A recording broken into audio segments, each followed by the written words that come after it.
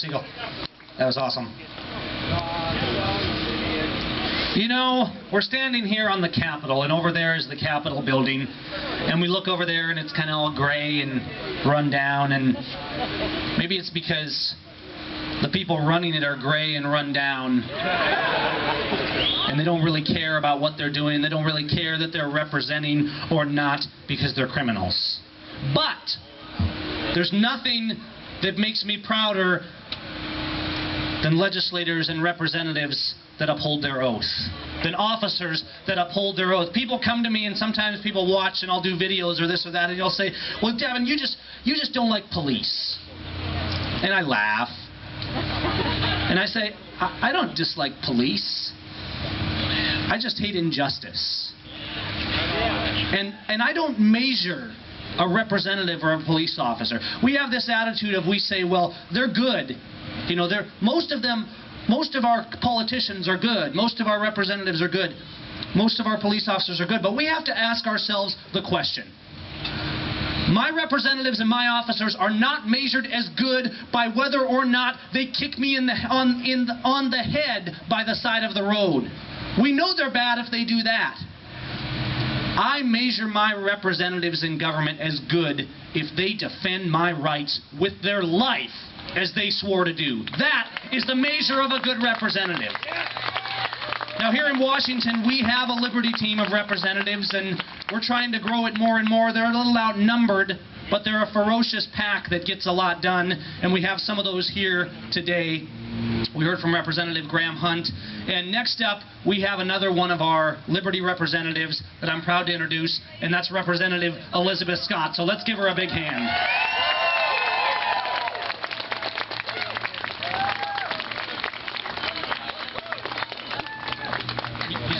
Walk around a little. Keep it close. Yeah. Okay. Got it.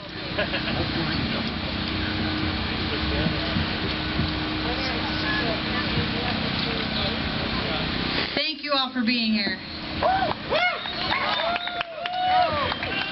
I am a wife and a mother. I taught college English for 10 years, including 2 years in Red Communist China right after the Tiananmen Massacre, and 3 years in the United Arab Emirates in the Middle East.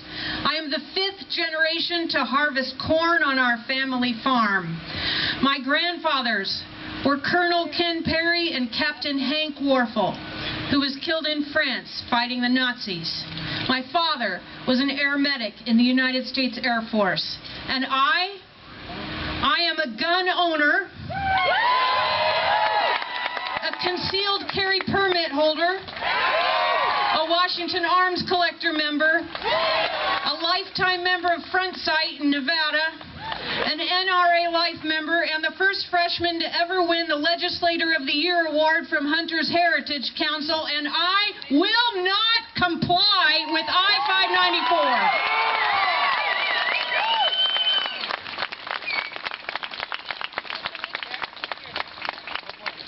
My name is Elizabeth Scott, and I'm state representative for the 39th Legislative District, which is most of Skagit County, most of Snohomish County, and a chunk of King. From Monroe to Cedro-Woolley, Arlington, Marysville, Oso, and Darrington, and thank you for all your support during our hard time earlier this year. I will not comply with I-594 because it is unconstitutional, unenforceable, and unjust. Over the next 10 minutes, I will describe why, and we will talk about solutions, including what legislators are doing and what you can do to repeal this law and restore liberty to our land. You might want to be ready a little bit later to jot down some websites and phone numbers with a pen or on your phone. This law is unconstitutional because it directly contradicts our U.S. Constitution and our Washington State Constitution. Now, some of you, my age and younger, I'm 48, by the way. I lived overseas, so I don't care about age anymore. Those of you my age and younger need a little brush up on your history. The U.S. Constitution was written by our founding fathers in 1787, and the Bill of Rights, that is the first 10 amendments, was ratified in 1791. The Second Amendment says, you can say it along with me, A well-regulated militia being necessary to the security of a free state, the right of the people to keep and bear arms shall not be infringed. Let's say it together 3 more times while we teach it to the next generation of youngsters here in our midst today. A well-regulated militia being necessary to the security of a free state, the right of the people to keep and bear arms shall not be infringed. 2 more times. A well-regulated militia being necessary to the security of a free state, the right of the people to keep and bear arms shall not be infringed. A well-regulated militia being necessary to the security of a free state, the right of the people to keep and bear arms shall not be infringed. 100 years later, in 1889, Washington State's founding fathers wrote our state constitution and chose to put it even more strongly, but first let's set the stage. The preamble to our Constitution says, "We the people of the state of Washington, grateful to the supreme ruler of the universe for our liberties, do ordain this Constitution." Notice that our state founding fathers understood that our liberties do not come from government. Our rights do not come from lawmakers or the public or the voters. We are born with them. They are inalienable. Whether you call these rights natural rights, inalienable, given by providence, or nature's God, or the supreme ruler of the universe, the point is that the Americans understand government did not give you these rights, and therefore government cannot take them away. Government can stomp on your rights, burden your rights, but it cannot truly take them away. You still have them deep down. All right, Article 1, Declaration of Rights from our state constitution. Section 1, political power. All political power is inherent in the people, and governments derive their just powers from the consent of the governed and are established to protect and maintain individual rights. Skip forward a few pages, Article 1, Section 24, still in the same section, called Declaration of Rights. Right to bear arms. The right of the individual citizen to bear arms in defense of himself or the state shall not be impaired. But nothing in this section shall be construed as authorizing individuals or corporations to organize, maintain, or employ an armed body of men. Got that? The right of the individual citizen to bear arms in defense of himself or the state shall not be impaired. Join me. The right of the individual citizen to bear arms in defense of himself or the state shall not be impaired. One more time. The right of the individual citizen to bear arms in defense of himself or the state shall not be impaired. Now we have an 18-page law that includes a use tax for the gun buyer or recipient. And don't forget to fill out your consumer use tax return and send it in to the Department of Revenue. And trust us, that form you fill out for the FFL dealer in triplicate that he must keep for over 4 years, no, that's not gun registration. Trust us. This law includes fees, taxes on the fees for the federal firearm license holder who's performing the background check, time delays, going into town for a background check in the middle of a hunting trip because your friend wants to try out your gun, forcing widows to get a background check within 60 days of their husband's death if they want to keep his favorite gun. Shame on them. Forcing museums to give back their borrowed historic guns because they can't afford the background check fees or an attorney to fight it out in court. Even the Department of Revenue has warned shopkeepers that they should consult their attorney for any questions about this law. Department of Fish and Wildlife says, trust us, we won't really enforce that whole transfer thing and hunter education classes. At least, well, maybe not if you're under 18 and if you have an adult right at your elbow. Listen, what part of shall not be impaired do they not understand? This law is blatantly unconstitutional. This law is also unenforceable. Out where I live, east of Monroe, almost to Sultan, people often shoot on their own property. Oh, Oh, the joy. Friends come over for a barbecue after church on Sunday and bring their guns. The guns go back and forth as we try them out. It's impossible to enforce this law unless we have a police officer on every back porch and in every living room. That's what they want! It's impossible. There are more of us than there are of them. Because it is unenforceable, this law is unjust. It will only be enforced selectively. That is not right. Law and justice should be blind. They should treat all people the same.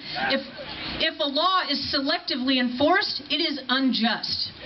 We are here as an act of civil disobedience. For most people here, it's their first time to do such a thing. Break a law in broad daylight. Wow, how does it feel? We're not, did you struggle? Did you have trouble sleeping last night? Anybody? No, ma'am. Well, I was on Facebook about 4 o'clock finishing this speech, and there were a lot of attendees up at 4 a.m. saying, I can't sleep.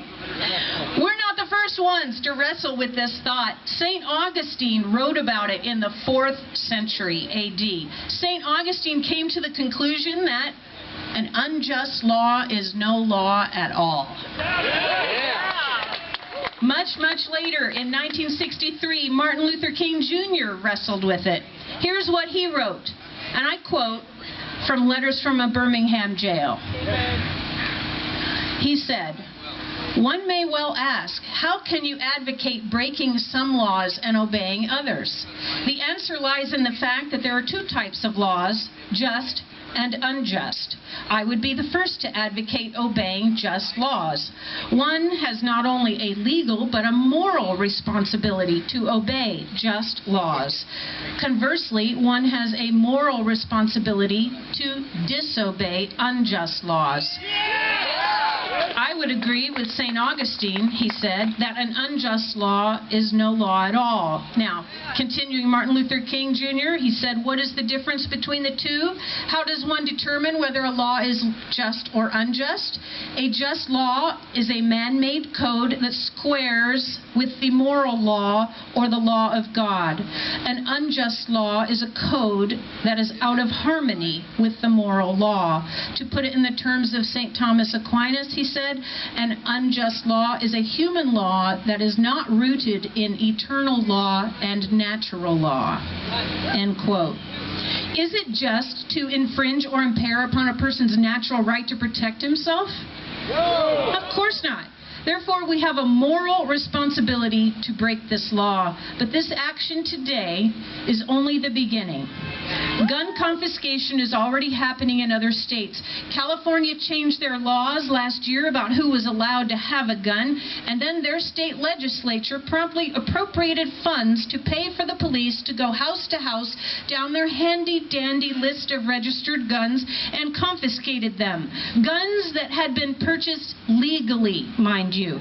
But the laws had since changed, not based on criminal acts.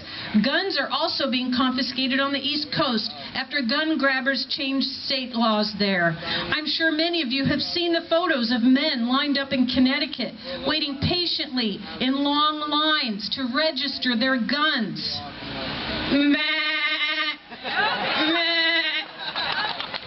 Well, guess what? We here in Washington will not do that. Mullen Law Bay, come and take them.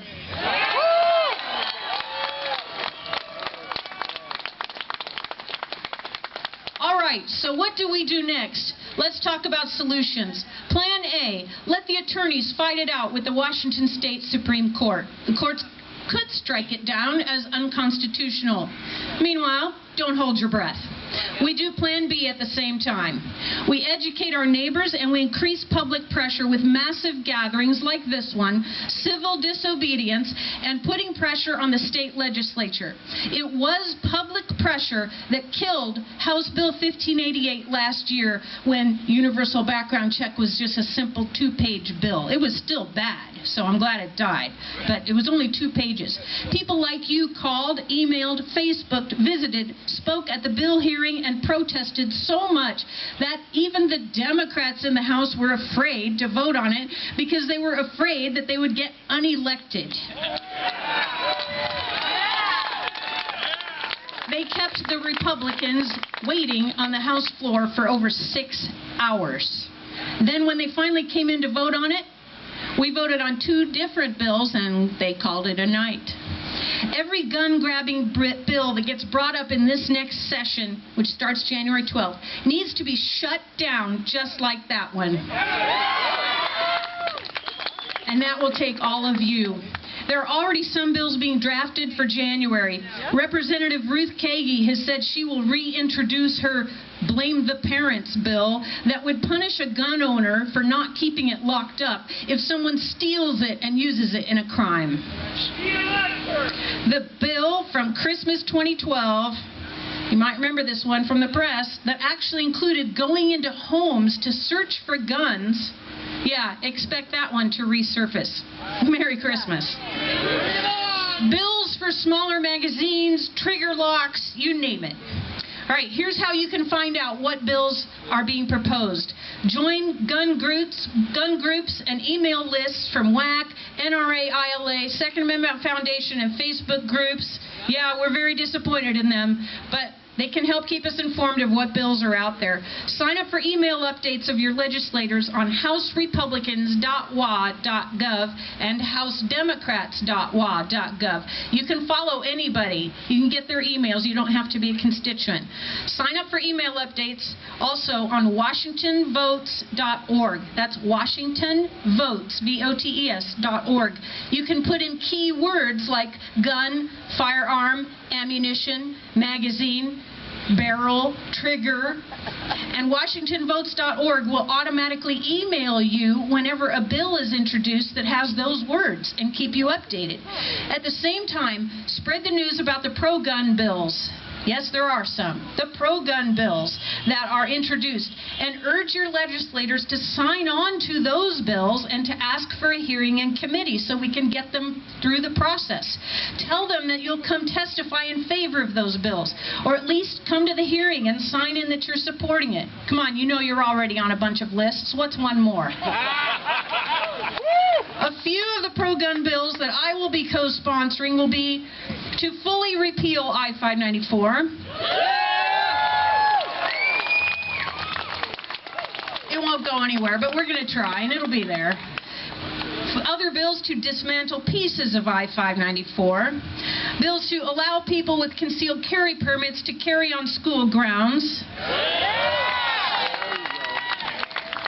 There will be a bill that includes a training requirement, and there will be my bill that doesn't. Eliminate sales taxes on guns and ammo to attract companies to move here. And the Firearms Freedom Act to block federal laws on guns that are manufactured, sold, and kept in our state. Contact your legislators through the Washington State Legislature website at leg.wa.gov. That's leg.wa.gov. And put this hotline number into your phone and share it with your friends. This hotline number can be used anywhere in the state, even if you don't know what district you're in or who your representatives are. So it's great to put in your phone, because then when you're talking with your friends, it doesn't matter where they're from. You can share this one number and it'll get your message to your 2 state representatives and your 1 state senator. Here's the number: 1-800-562-6000. That number again for the legislative hotline: 1-800-562-6000. Memorize it. Put it in your phone. Tell them your address and then leave a voicemail, and it will automatically go to your representatives and your senator. Get a group of friends to come together, or send one of you per week to touch base with the legislators in January, February, March, and April. The leftist, statist gun grabbers will be visiting every day. I guarantee it. Gabby Giffords has come here to testify in committee. In that building right over there. And and Vice President Joe Biden personally called the Democrats and some of the Republicans last year to try to talk them into voting for more gun control. Your voice should count much more than theirs. Hold your legislators accountable. On January 12th, all the state representatives and half the senators, the ones who were just elected or re-elected, will take the oath of office, swearing to uphold the U.S. Constitution and the state Constitution. Hold us to it. It's your job to fire us if we fail in our duty. Meanwhile, always remember that gun control is not about safety or even about crime. It's about control. Thank you for standing up to help push back tyranny and regain our liberty and the liberty of my children. God bless you and give you victory.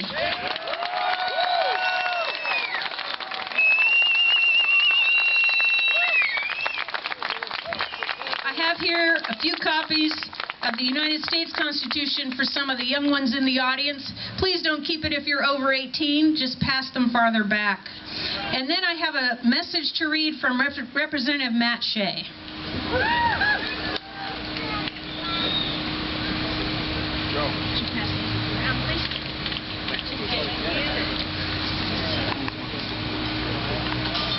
You want to go pass those out?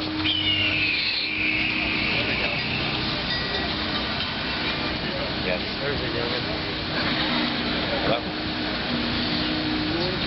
This message is from Representative Matt Shea, State Representative for the 4th District in Spokane Valley. Yay! Good afternoon. I cannot be with you today in physical presence, but I am with you in the spirit of 76.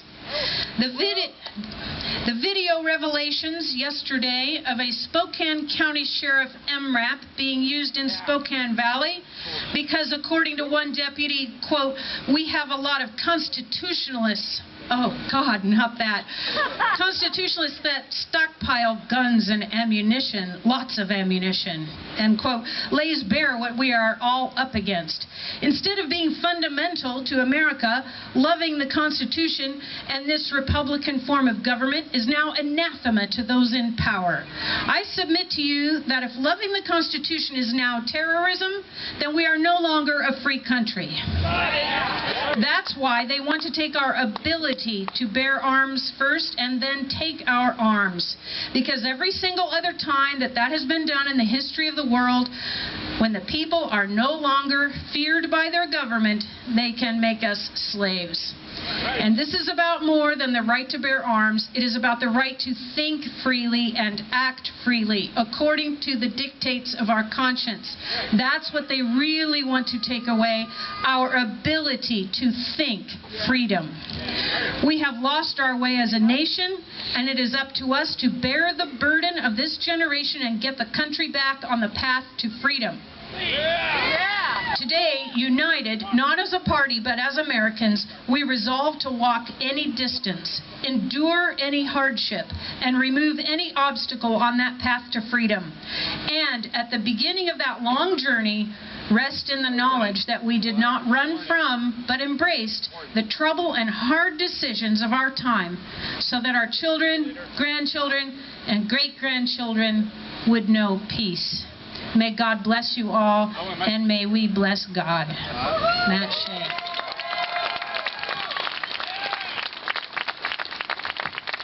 God bless.